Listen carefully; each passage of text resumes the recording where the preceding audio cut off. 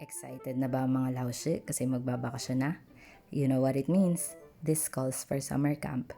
So July 1 and 2, yung summer camp dito sa Begang. And kakolab ko dito si Teach Ann and Teach Paul. Hinahanda ko yung mga reward na ibibigay namin sa mga student. We have Best English Speaker, Most Friendly, and Future Chef Award. First time ko ma-experience yung summer camp and I'm really looking forward to it. Nakakatuwa din na super supportive yung mga local teachers and admins sa mga gantong activity.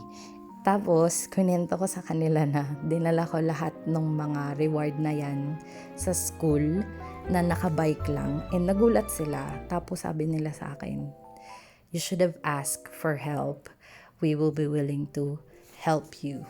So, natawa lang ako and ayan, nakita niyo sila nandiyan, super supportive talaga. So, nakakataba ng puso. Satisfied naman ako sa mga reward na ibibigay ko sa mga student and this is the finished product.